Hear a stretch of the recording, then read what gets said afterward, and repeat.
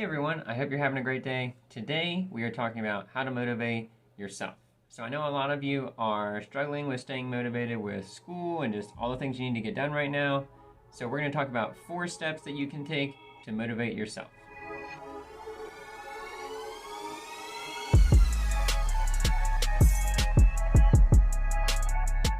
Alright, step number 1 is to take ownership. So it's up to you, it's your job, not anybody else's, to keep yourself motivated. At the end of the day, it's always going to be up to you. And that might sound a little harsh, but here's why that is.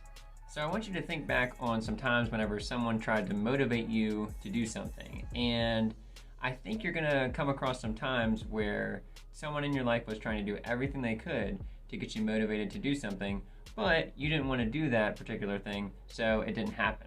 People in your life, whether it's your family, your friends, your teachers, your school counselor, we can do everything in our power to try to motivate you, but if you don't buy in, then the change just isn't going to happen. So at the end of the day, it really does come down to the actual person rather than necessarily the people that are surrounding them. Also, this is a great skill to build right now about motivating yourself, because there's not always going to be somebody in your life all the time that will be there to tell you what to do and when to do it. So that's one of the challenges of this virtual learning environment, is that things are more up to you guys. You have to be a little bit more independent, but it's going to help you and set you up for success later in life. All right, step 2 is to take action. So you're going to have to make some actual changes. You can't just think about it and plan for it. You have to actually make some changes in your life if you want to see some changes in your motivation level.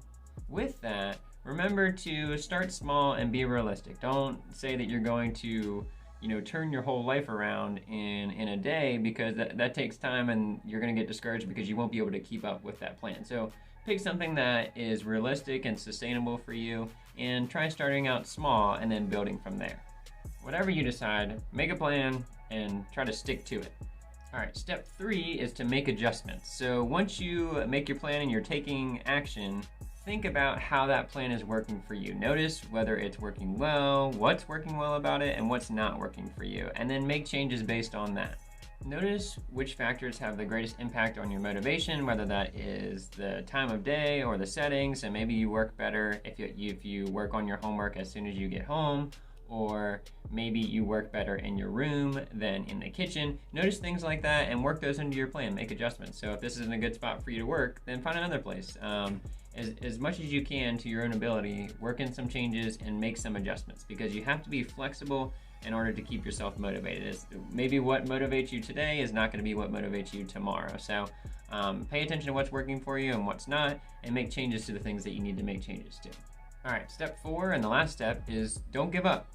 You have to believe in yourself if you're going to motivate yourself. Don't view yourself as somebody who can't make changes or who's stuck in their ways.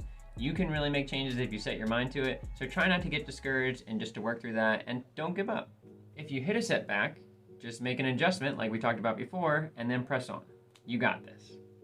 All right, last little note that I wanted to say is that yes, this whole video is about motivating yourself, and that is very important, but there are going to be times when you need some help.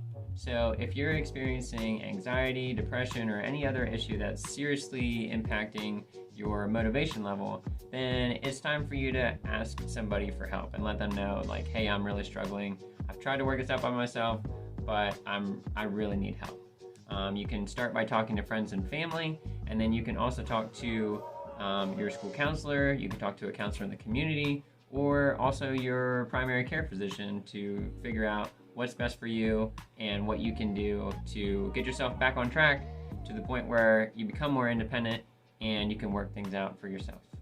So remember that seeking help is not a sign of weakness, it's a sign of strength, really, and problem-solving ability, and it's a good thing to do. So yes, I want you to motivate yourself, but also realize the line where you might need help. All right, that's it for today. I hope this helps you motivate yourself and get done the work that you need to do. Have a great day and take care.